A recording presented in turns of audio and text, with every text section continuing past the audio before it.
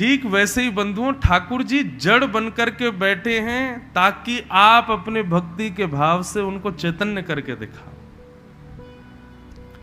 जगन्नाथ महाप्रभु ऐसे विराजमान है। कितने वैष्णव हुए जगन्नाथपुरी में जिन्होंने जगन्नाथ जी को चैतन्य बना दिया। एक गणपति भट्ट नाम के एक भक्त आए जगन्नाथपुरी, बहुत साल पुरानी बात। उनको पता नहीं था कि जगन्नाथपुरी में कौन से देवता हैं। अपने रिश्तेदारों से मिलने के लिए चले आए। जैसे ही आकर के उन्होंने पूछा कि भाई यहां कौन से देवता हैं, तो रिश्तेदारों ने बताया, बोले यहां पर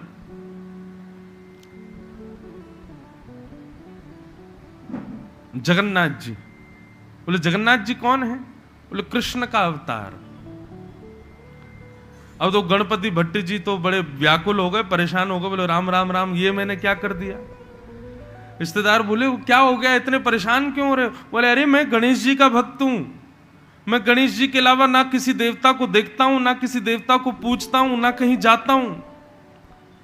ये मैंने क्या कर दिया? मैं ये जगन्नाथपुरी क्यों आ गया?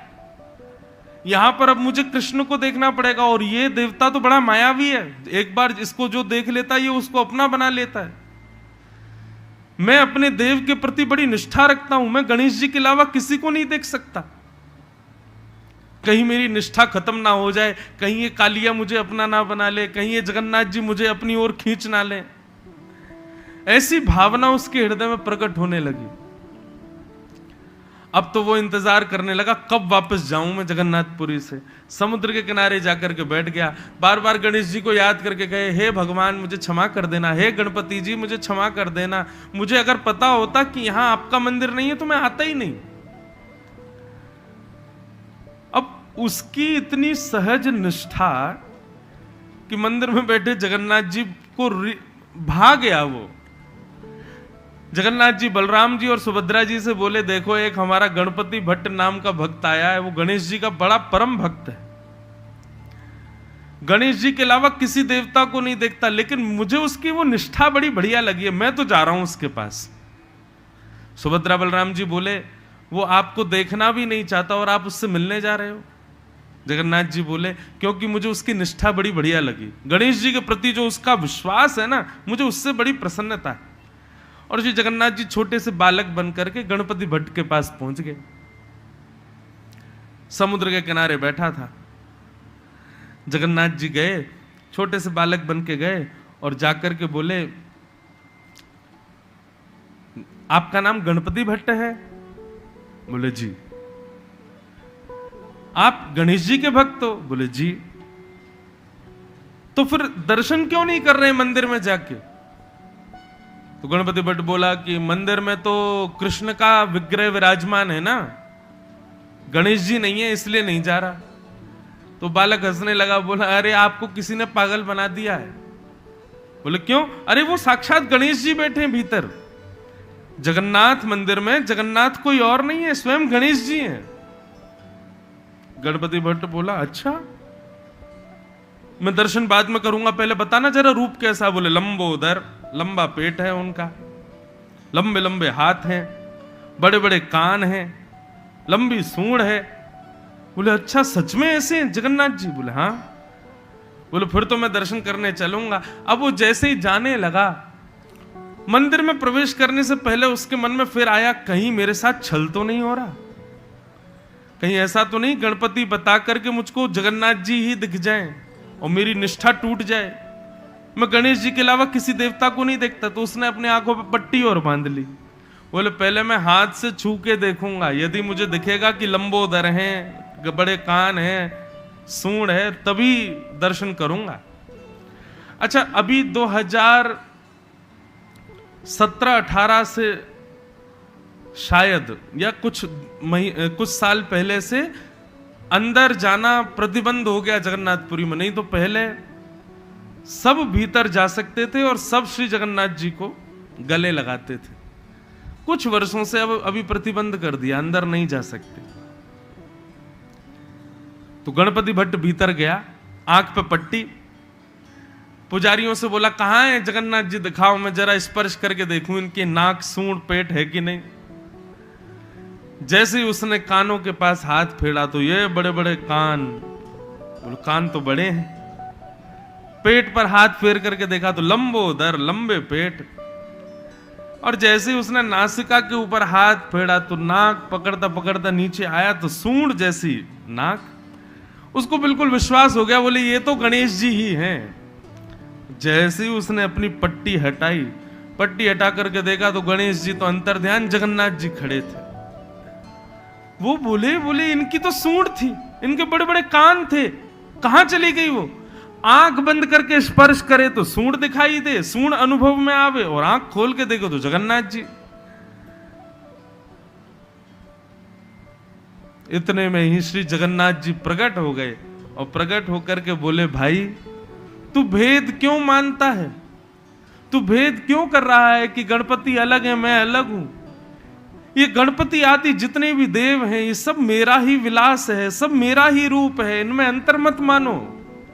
मेरा दर्शन करने से या मेरे भक्त गणेश जी का दर्शन कर लेंगे तो उससे उनकी निष्ठा भंग नहीं होगी। ऐसी भाव क्यों रखते हो? और भगवान ने हृदय से लगा करके पुजारियों को आज्ञा कर दी, आज के बाद जब तक जगन्नाथपुरी में हम विराज रहे हैं और जब तक पृथ्वी पर जगन्नाथ धाम है, ज्येष्ठ पूर्णिमा यानी कि श्री जगन्नाथ जी का प्रादुर्भाव दिन, जगन्नाथ जी का जन्मदिन कब आती है? ज्येष्ठ पूर्णिमा, जिसको स्नान पूर्णिमा भी कहते हैं। ज्येष्ठ पूर्णिमा के दिन जगन्नाथ जी कलशों से नहाते हैं, फिर आप सबको पता होगा, फिर उसके बाद बीमार हो जाते हैं, फिर बीमार होने के बाद फिर रथ यात्रा करते हैं। तो ज्येष्ठ पूर्णिमा जगन्नाथ जी का जन्मदिन है। उस दिन जगन्नाथ जी कितने कलशों से नहाते हैं, और नहाने के बाद जब श्रृंगार करते हैं तो आज भी जगन्नाथ भगवान गणपति भेष धारण करते हैं, उस भक्त की स्मृति में, उस भक्त की याद में।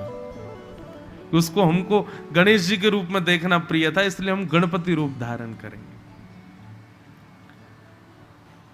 ये कथा हमने क्यों सुनाई? भगवान जड़ क्यों हैं हमारे लिए चैलेंज करते हैं ठाकुर जी की, यदि तुम्हारे पास भक्ति में सामर्थ्य हो तो हमको चैतन्य बना के दिखाओ। हम तो ऐसे ही रहेंगे, हम ना इधर घूमेंगे ना इधर घूमेंगे, हम ऐसे ही रहेंगे। तुम में यदि सामर्थ्य है, तुम्हारी भक्ति में यदि पराकाष्ठा है, तो हमारी आंखों की पलकें झपकवा के दिखाओ, हमारे हाथ सीधे करके दिखाओ, हमको चलवा के दिखाओ। कितने भक्तों की मनोकामना के लिए वही जड़ भगवान चैतन्य बन जाते। कर्माबाई नाम सुना?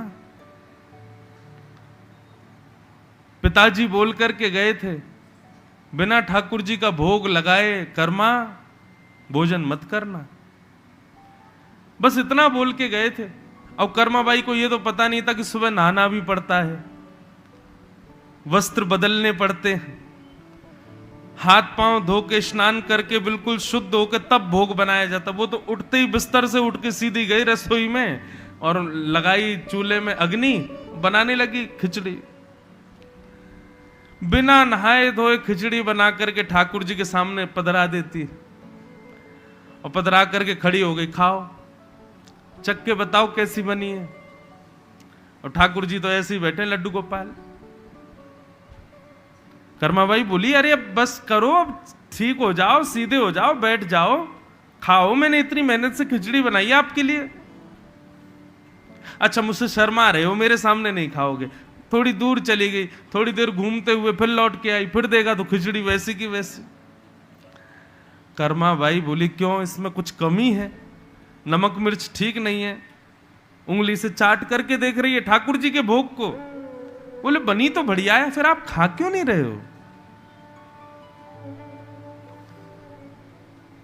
एक दिन, 2 दिन, 3 दिन, 4 दिन बीत गए। कर्माबाई को आया गुस्सा और ठाकुर जी से बोली, रुक जाओ, हमारे बाबा को वापस आने दो, अब मैं ना दूसरे ठाकुर जी मंगवाऊंगी, आपको वापस करवाऊंगी। क्यों? आप खाते ही नहीं हो, आप भोग लगाते ही नहीं हो।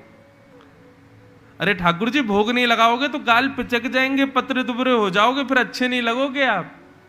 उसके उस प्रेम भाव से, कर्माबाई के उस प्रिय भाव से इतने रीझ गए श्री जगन्नाथ जी। कर्माबाई बिना नहाए धोए अशुद्ध अवस्था में भोग बनाती है और ठाकुर जी उसको पाने के लिए दौड़े चले आते हैं। ऐसा वैष्णवों का मानना है कि श्री जगन्नाथ जी का जो मुख है ना, वो जला हुआ सा दिखता है, होठ साफ नहीं दिखते, नासिका थोड़ी जली हुई सी दिखती है। क्यों? बोले कर्मा बाई खिचड़ी बनाती गरम गरम, और जैसी पुलाती तो श्री जगन्नाथ जी दौड़ करके जाते खाने के लिए। हाथ लगाया खिचड़ी को तो हाथ जल गए, मुख से लगाया तो मुख जल गया। जल्दी में रहते थे, क्यों? पुनः जाना है जगन्नाथपुरी। और कर्माबाई के उस प्रिय भाव के लिए मूर्ति में से भगवान प्रकट हो गए, खाने लगे। मतलब वे जड़ नहीं है, वो चैतन्य है। जड़ इसलिए दिख रहे हैं, हमारे लिए चैलेंज है। तुम्हारी भक्ति में सामर्थ हो, तुम में सामर्थ हो, तो हमको चैतन्य बना के दिखाओ। कर्माबाई ने चैतन्य बना दिया। जगन्नाथपुरी के भक्त हुए श्री बलराम दास जी, उन्होंने चैतन्य बना दिया। गणपति भट्ट ने चैतन्य बना दिया। हमारे सूरदास, मीराबाई, इन सबों ने ठाकुर जी को चैतन्य रूप में देखा। हम क्यों नहीं देख पाते? हम क्यों आज भी जगन्नाथ जी को जड़ में ही देखते हैं? क्योंकि हमारी भक्ति में सामर्थ्य नहीं उनको चैतन्य करने की। इसी के लिए भक्ति पथ है, इसी के लिए भागवत की कथा है कि हम में सामर्थ्य हो, हमारी भक्ति में इतनी शक्ति हो, तो जड़ को चैतन्य बना के दिखाओ।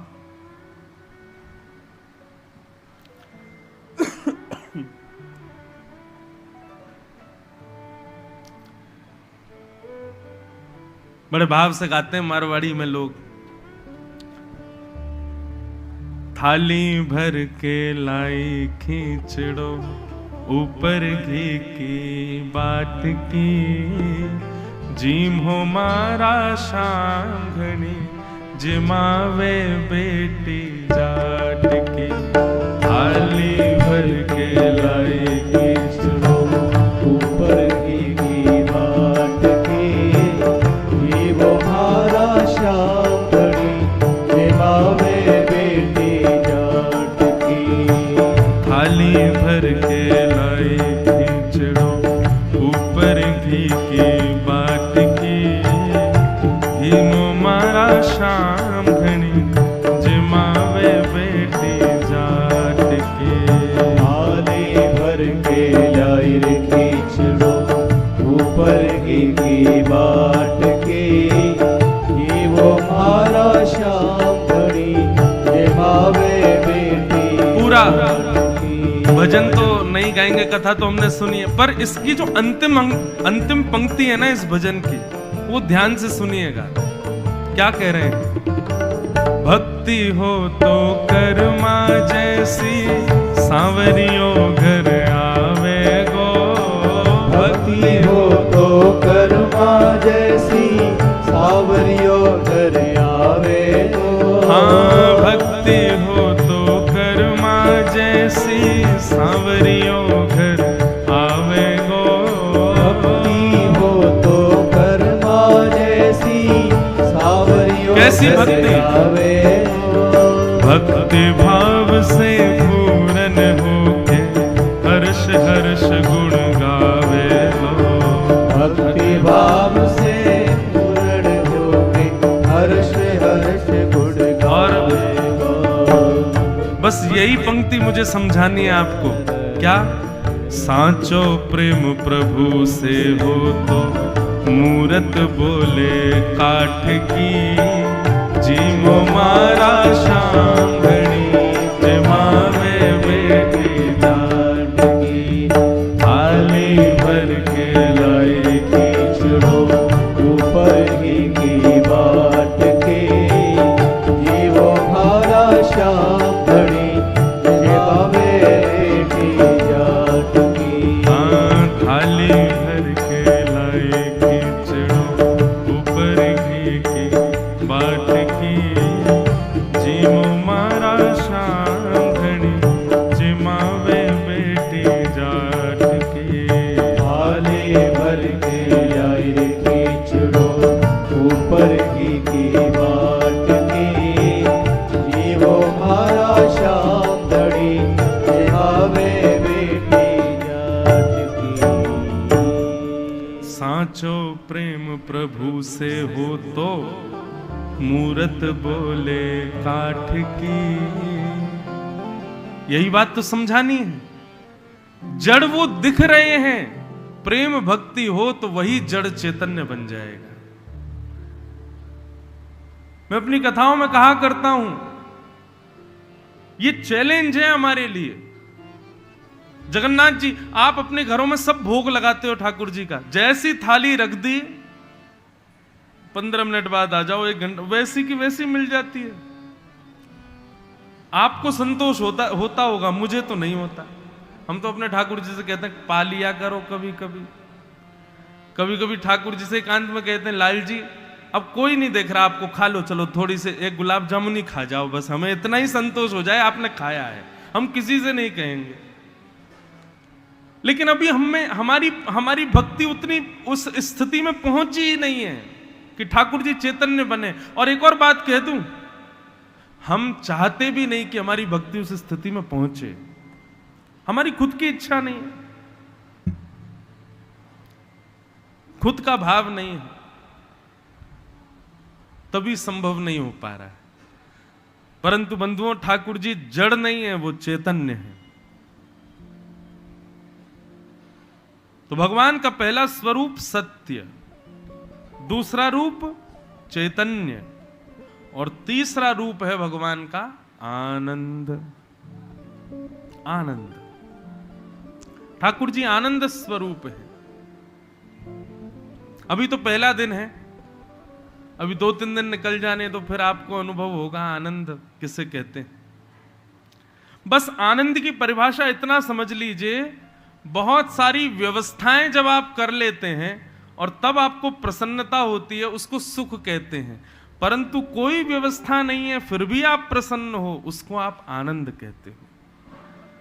और अव्यवस्था में प्रसन्नता केवल भगवत संबंधी कार्यों में होती है, सांसारिक कार्यों में नहीं होती। सांसारिक कार्यों में तो आप व्यवस्थाओं को प्रायोरिटी देते हो।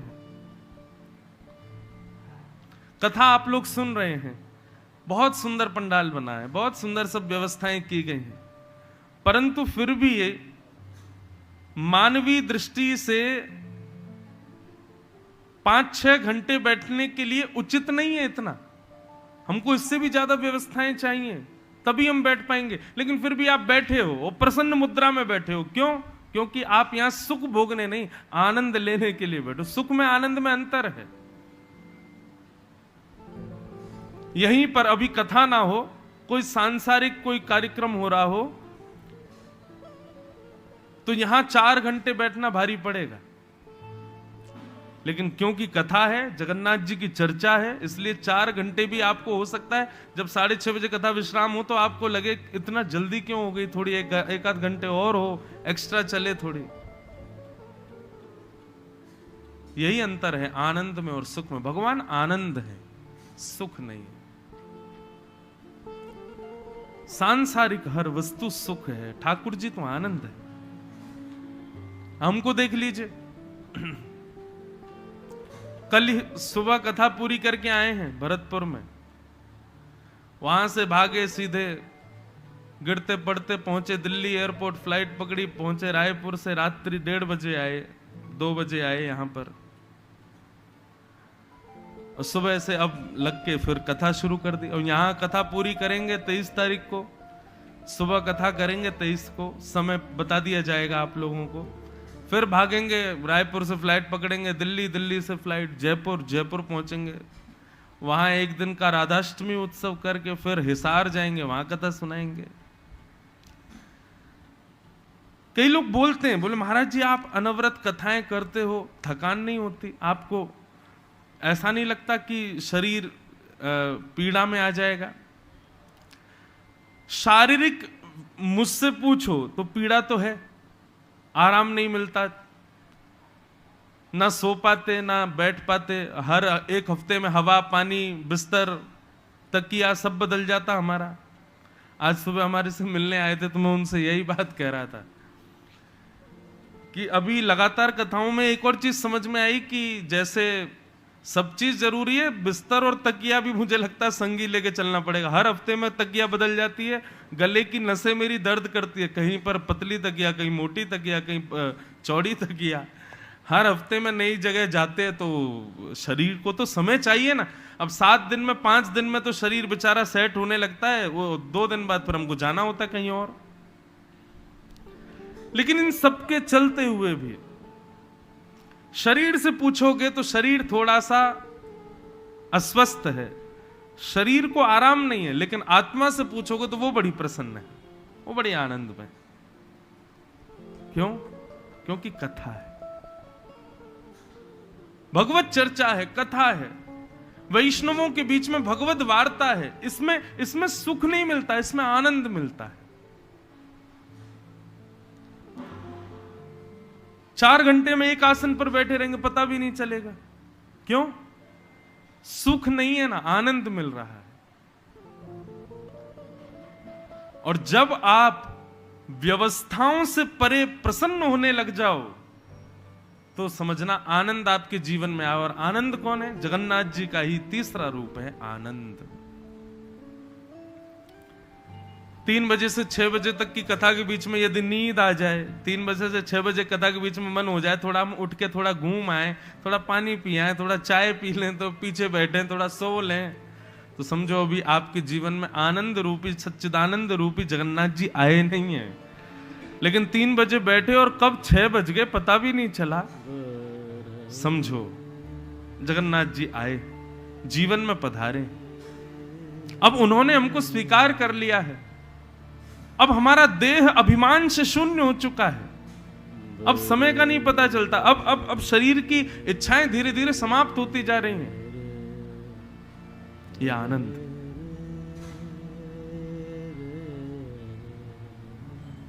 सच्चिदानंद रूप है। भगवान के 3 रूप है, सत्य, चैतन्य और आनंद। ऐसे सच्चिदानंद रूप। फिर बताया भगवान के कर्म क्या है। हर व्यक्ति का कर्म है, ठाकुर जी के भी कुछ कर्म होंगे। तो बताया गया विश्वोत्पत्त्यादि हेतवे, विश्व की उत्पत्ति करना, पहले तो विश्व को बनाना, फिर विश्व का पालन करना और अंत में विश्व का संहार कर देना। जैसे एक बालक समुद्र के किनारे जाए तो मिट्टी से घर बनाता है, फिर उसको संभालता है। कोई आके छेड़े तो रोता है, बोले इसको छेड़ो मत, मैंने बनाया। लेकिन जब माता पिता कहते चलो घर चलना है, चलो वापस, अपने पैर से ही तोड़ के चला जाता है, खुद नहीं बनाया था।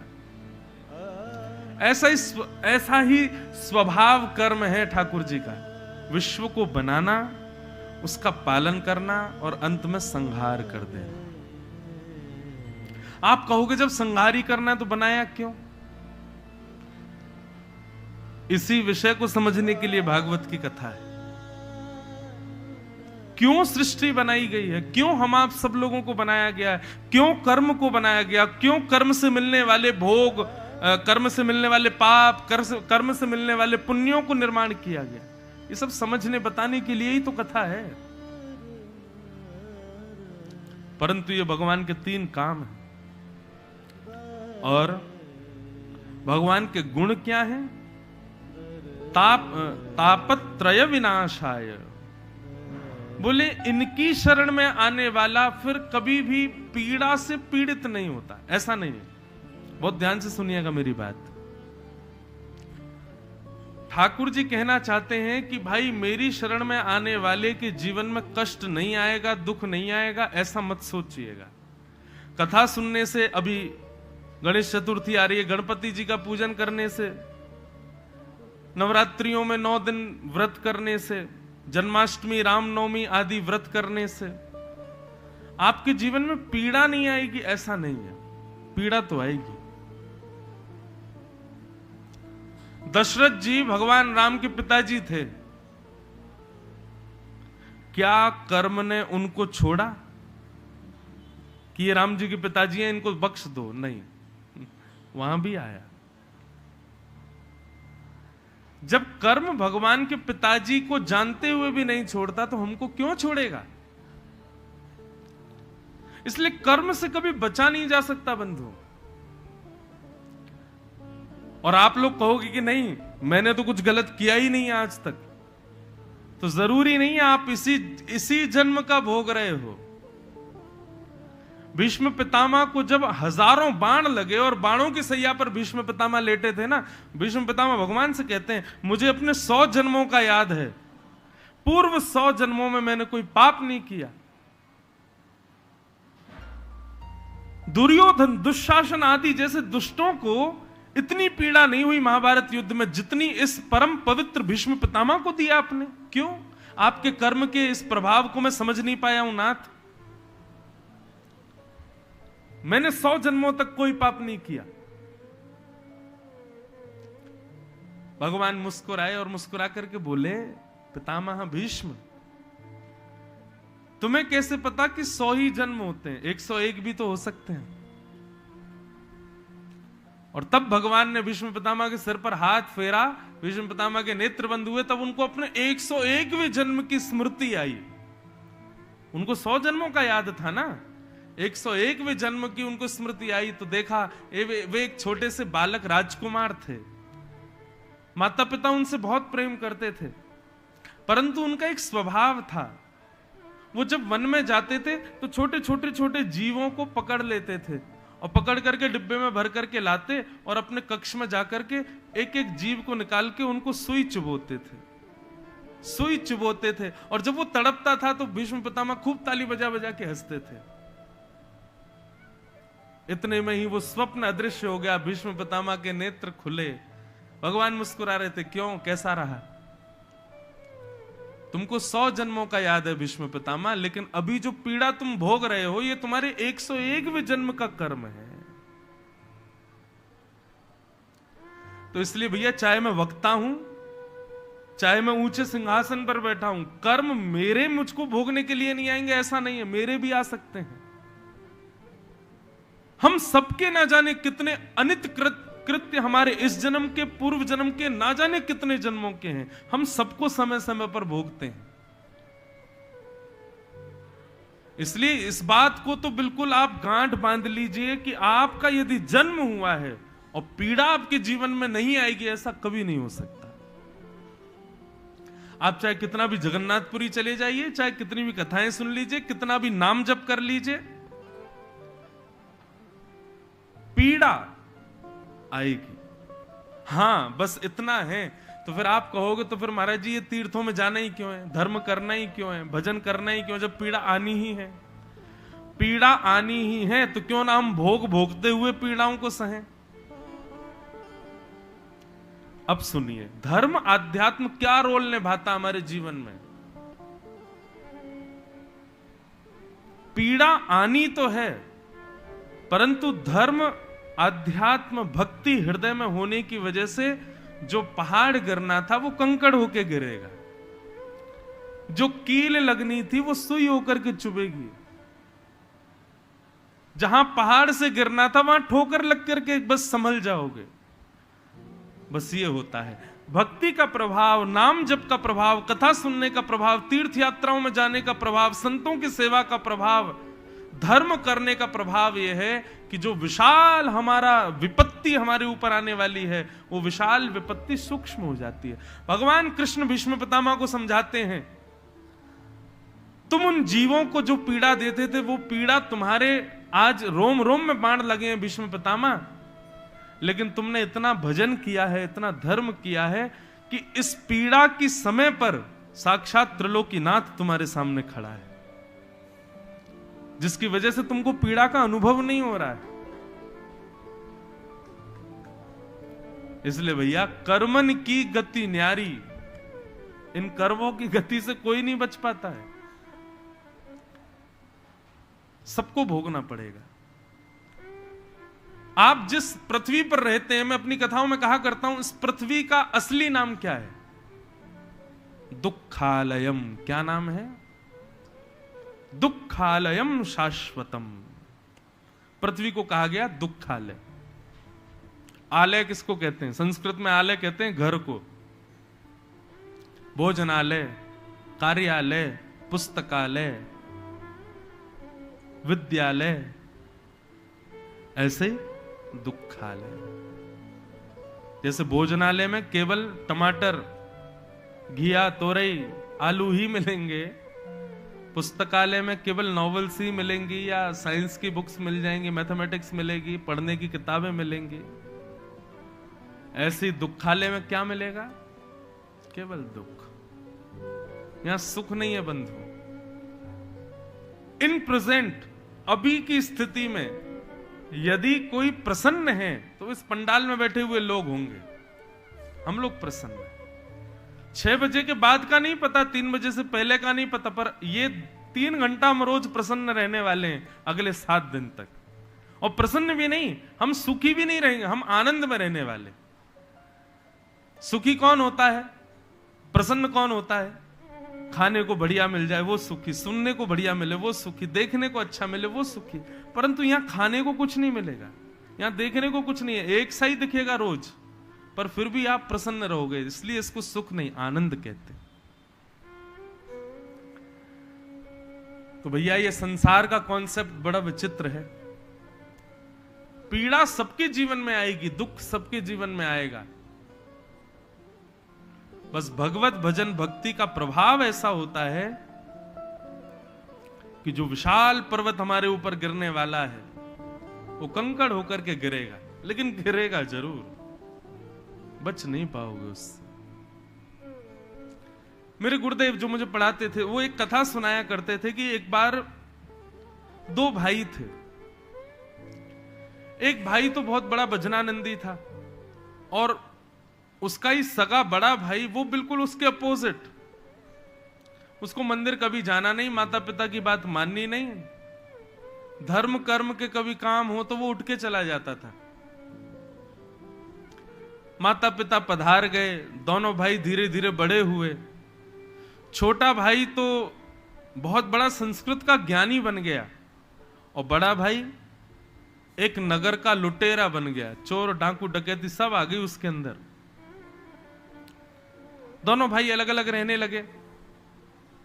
एक दिन छोटा भाई शंकर जी की आराधना करके, पंचामृत अभिषेक करके, त्रिपुंड लगा करके, इत्र से सेवा करके, महामृत्युंजय के 1.25 लाख जप करके मंदिर से निकला। और बड़ा भाई किसी व्यक्ति को जान से मार करके, हत्या करके, उसके करोड़ों के धन को लूट करके निकला। और दोनों भाइयों की एक जगह भेंट हुई। एक ही रास्ते पर दोनों भाई मिले। बहुत सावधानी से सुनिए सब लोग। एक ही स्थान पर दोनों भाइयों की भेंट हुई। दोनों रुक गए। क्यों? तो कहते हैं जो छोटा भाई मंदिर से निकल करके आ रहा था उसके पैर में एक कील लग गई थी और वो कील को निकालने के लिए रुका था। और बड़ा भाई जो किसी को मार करके करोड़ों की संपत्ति हड़प करके निकला था, वो क्यों रुक गया? बोले इतना लूट करके आ रहा था, पर उसके बावजूद भी उसको रास्ते में आगे चलते हुए एक पोटली मिली। पोटली खोल के देखी तो उसमें भी सोना रखा था। पोटली लेने के लिए वो रुका। मतलब दोनों भाई आमने सामने मिले। जो मंदिर से निकला था उसके पैर में कील लगी थी और जो किसी को मार करके आया था उसको सोने की पोटली मिली।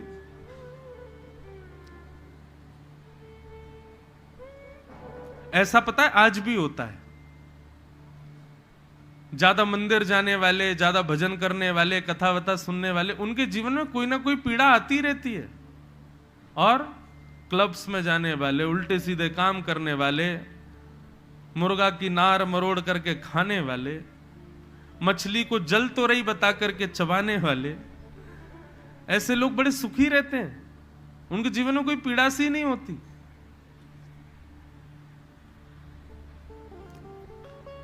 इसके पीछे एक उदाहरण मेरे गुरुदेव दिया करते। मैं अपने गुरुजी से बहुत पूछता था, तो वो इसीलिए मैं आपसे भी कहता हूं, जिज्ञासा मन में आना अच्छी बात है, पूछा करो। हमारे गुरुदेव ने एक बहुत अच्छा उत्तर दिया। बोले अच्छा एक बात बताओ, धरती पर जो व्यक्ति लेटा है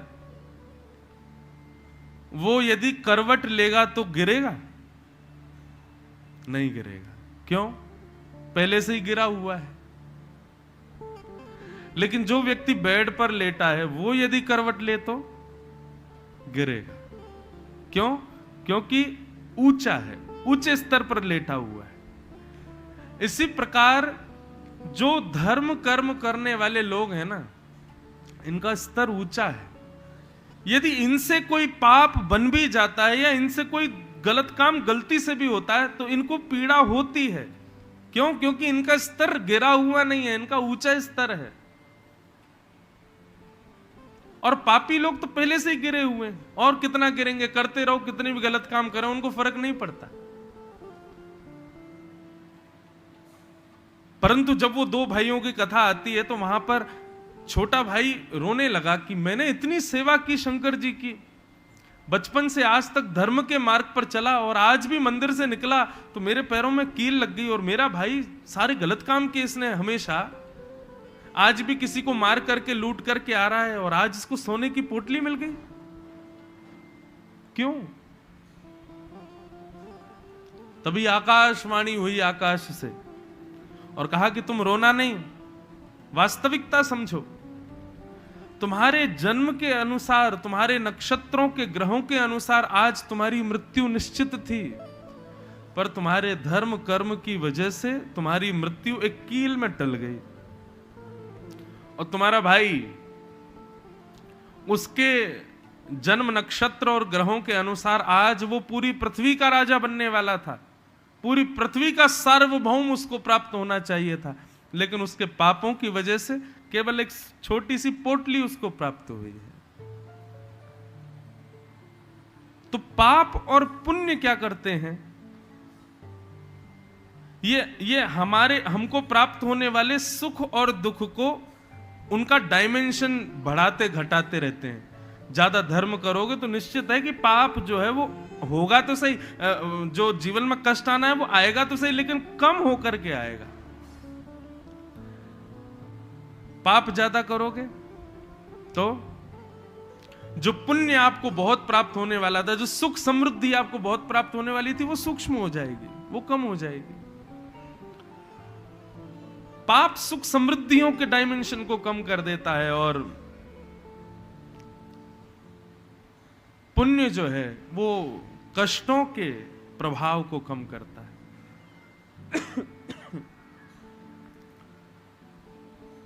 लेकिन यहां पर लिखा गया है तापत्रय विनाशाय। ठाकुर जी की शरण में आने वाले के तीनों प्रकार के तापों का भगवान विनाश कर देते हैं। इसका मतलब क्या है? ताप तो आएगा लेकिन आपको अनुभव नहीं होगा। अभी पिछली कथा में एक भाव मन में आया था कि भागवत की कथा क्या है, भक्ति का पथ क्या है, भक्ति का रास्ता क्या है। एनेस्थीसिया का इंजेक्शन है, एक बार यदि लग गया तो भले ही डॉक्टर ऑपरेशन कर दे लेकिन दर्द नहीं होगा।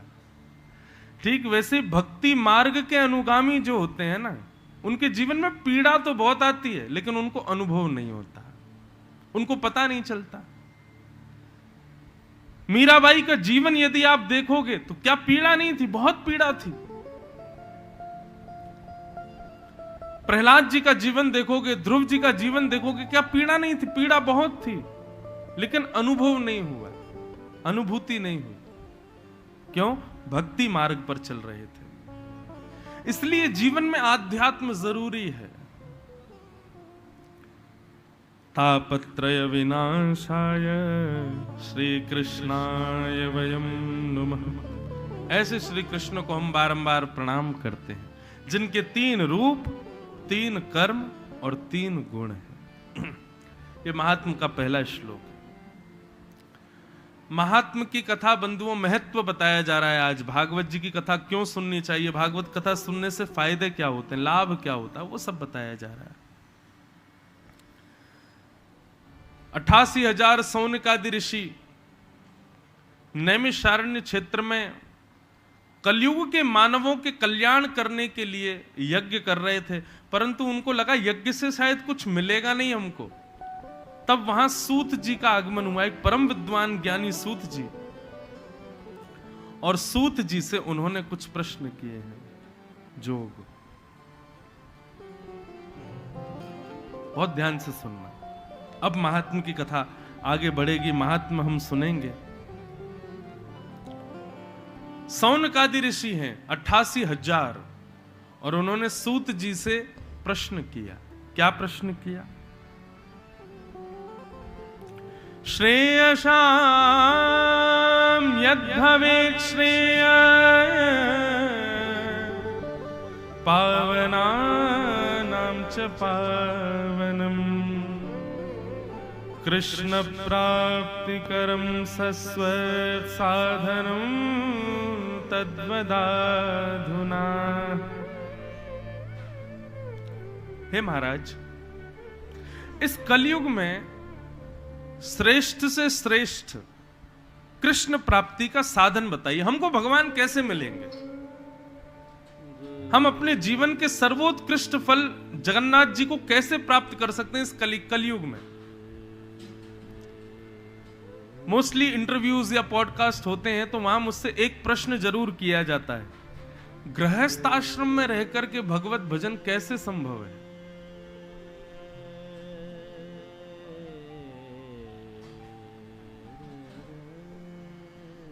भाई बहुत ध्यान से सुनो।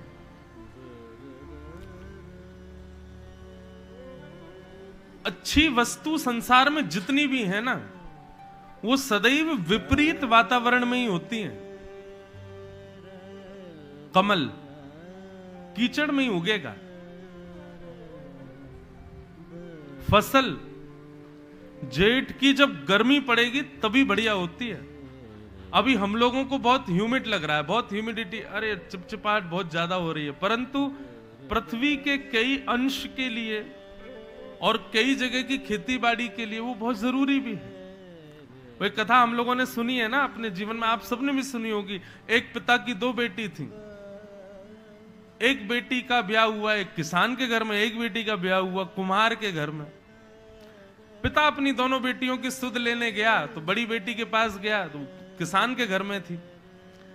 पिता ने कहा, बेटी तुम ठीक हो? बोले, हाँ पिताजी बस सब ठीक हैं, बस फसल बढ़िया हो जाएगी, थोड़ी बरसात हो जाए, आप प्रार्थना करो इंद्र देवता बरस जाएं, खूब बारिश हो झमाझम, हमारी फसल बढ़िया हो जाए, धान अच्छा हो जाएगा।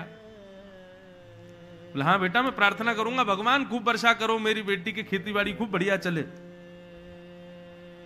छोटी बेटी के पास गए, वो कुम्हार के घर में जन्मी, उसका ब्याह हुआ तो वहां जाकर के थोड़ी देर बैठ के बोला, बेटी तुम ठीक हो? बोला, हाँ पिताजी बस ठीक हूं, अभी अभी 500 घड़े तैयार हुए हैं, बस भगवान से प्रार्थना वर्षा नहीं हो जाए, खूब ठीक दोपहरी धूप पड़े ताकि हमारे मटके पक जाएं, अच्छी बिकाई हो तो घर चले।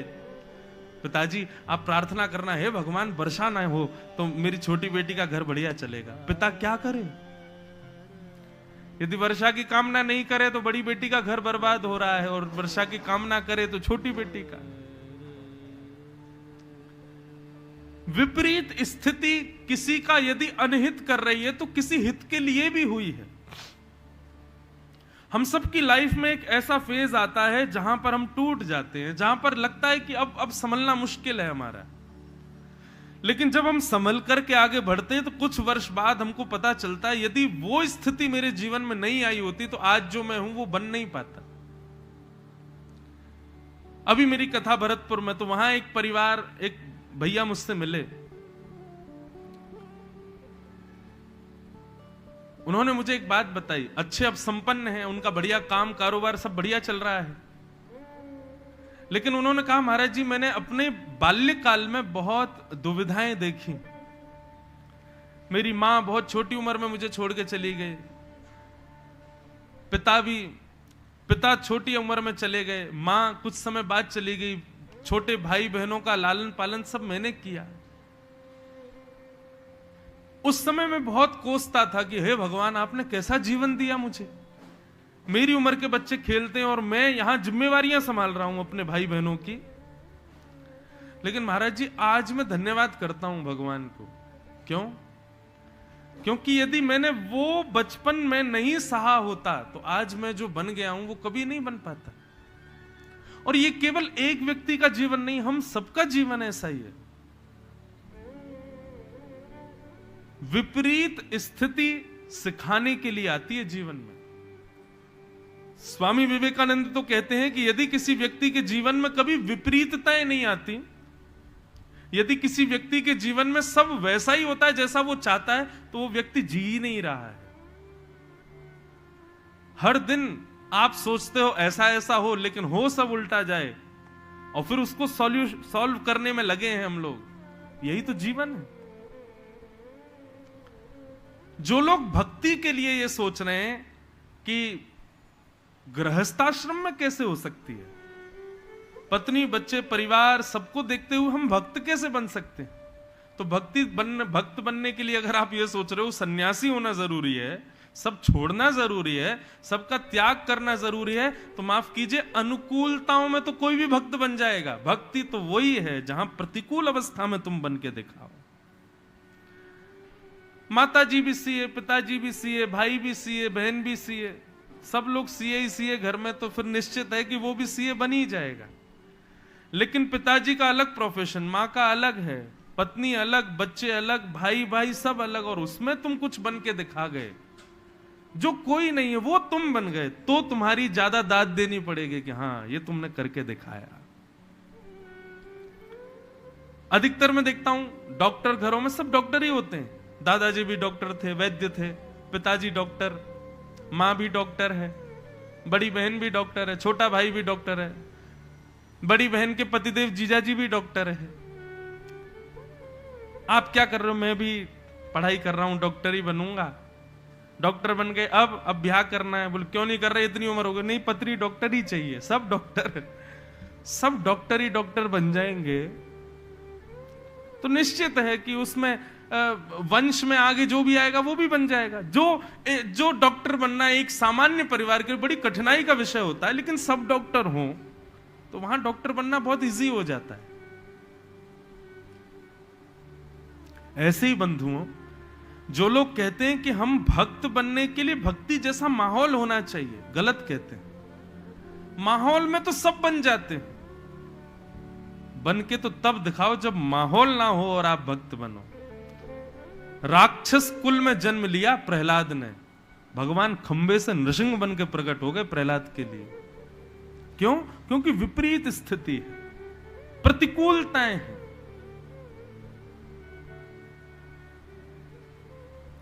हवा भी साथ की चल रही है, लहरें भी उसी तरफ, तो नाव में पतवार चलानी नहीं पड़ेगी, अपने आप चलेगी नाव। लेकिन मेहनत तो नाव में तब होती है ना जब हवा उल्टी हो और लहरें भी उल्टी हो, तब केवट को जोर लगाना पड़ता है नाव को आगे पहुंचाने के लिए। और ऐसी विपरीत स्थिति में जब वो नाव निकालता है तो नाव में बैठे हुए लोग उसको धन्यवाद कहते हैं।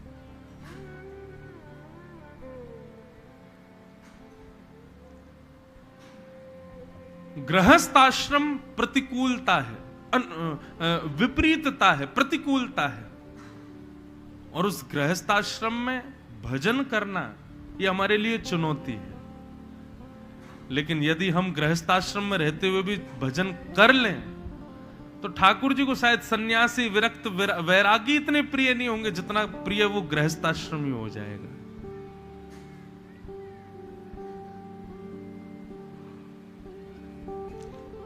सौनकादि ऋषियों ने इसीलिए प्रश्न किया, महाराज इस संसार में सब प्रतिकूल है और ऐसी प्रतिकूल स्थिति में भक्त बनना ये कैसे पॉसिबल हो सकता है? आप कृपा करके हमको बताओ।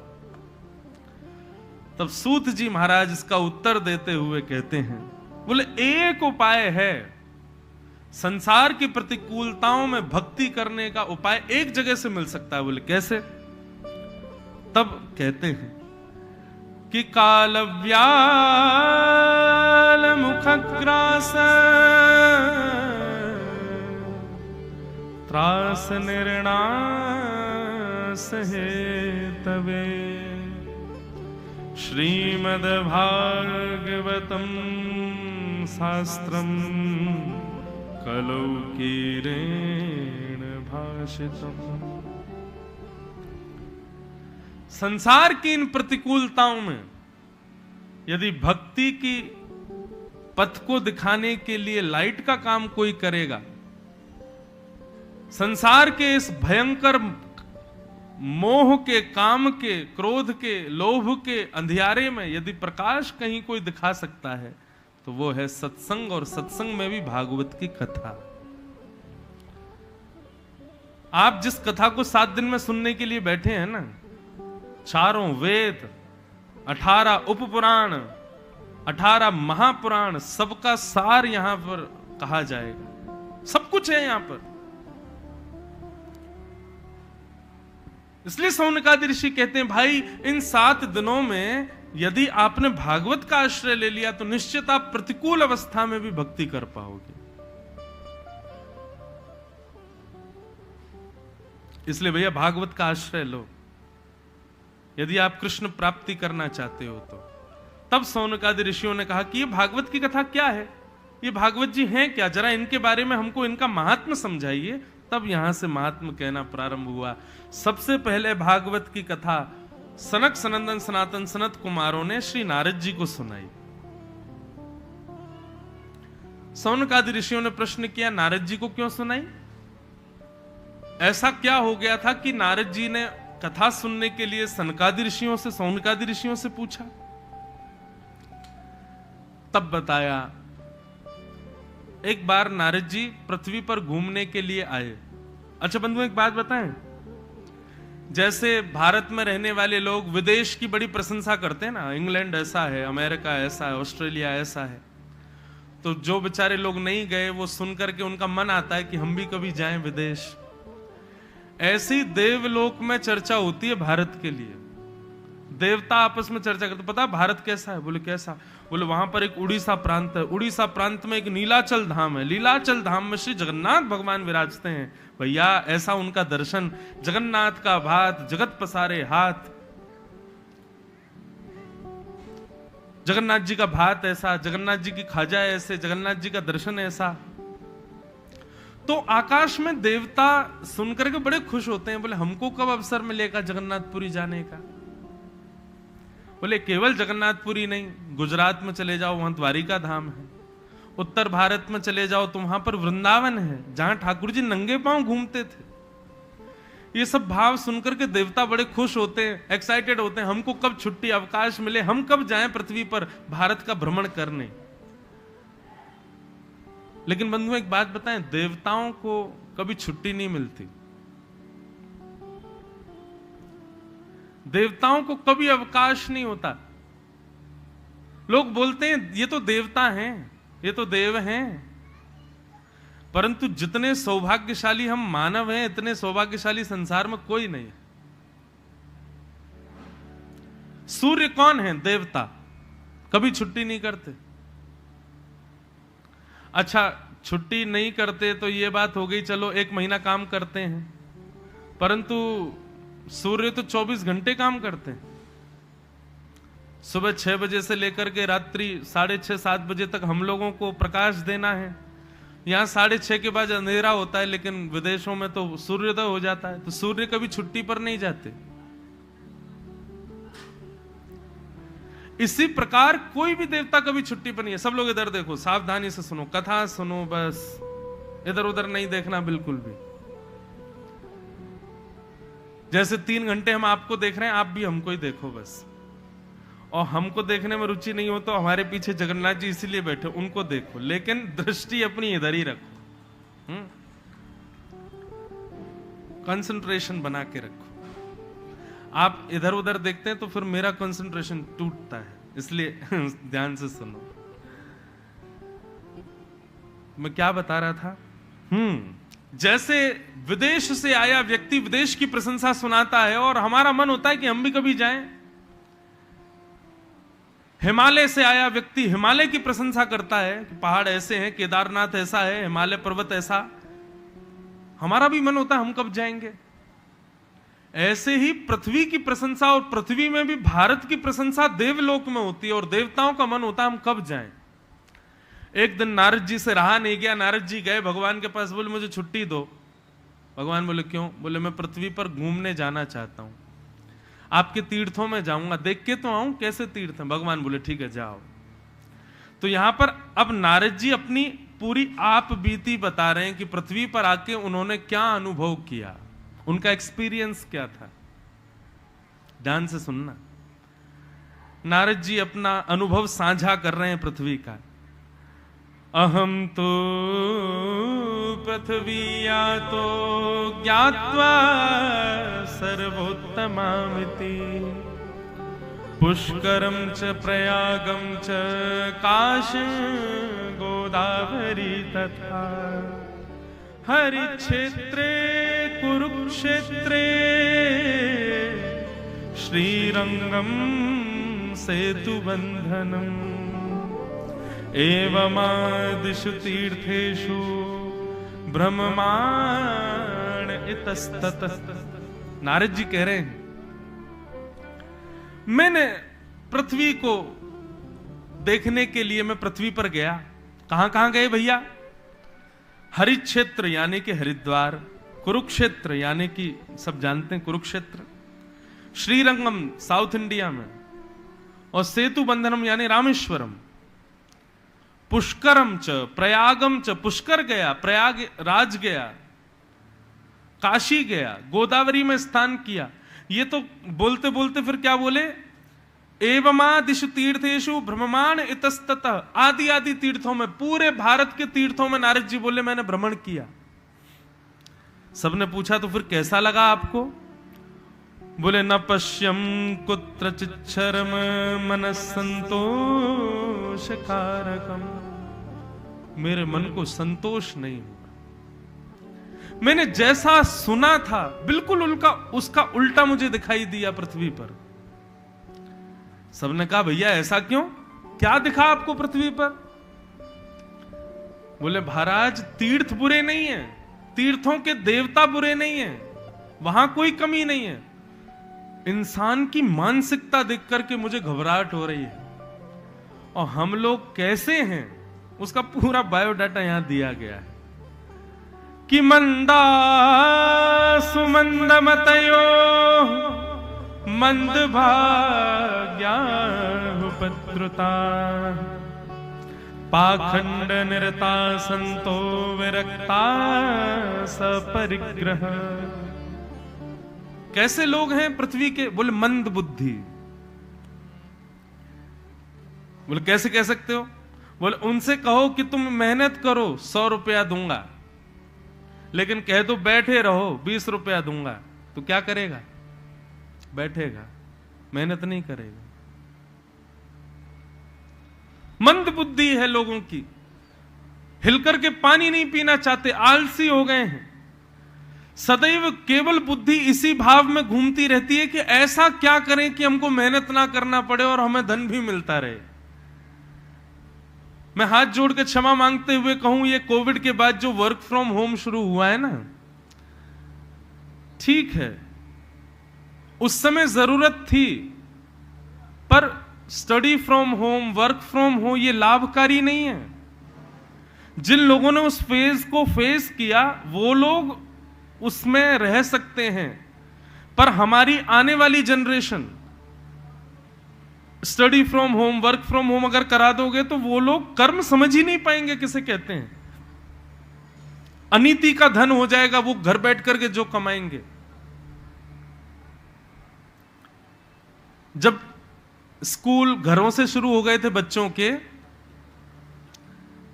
तो जहां बच्चे सुबह 5 बजे उठ के नहा धो के माता पिता को प्रणाम करके बस में बैठ के स्कूल जाते थे,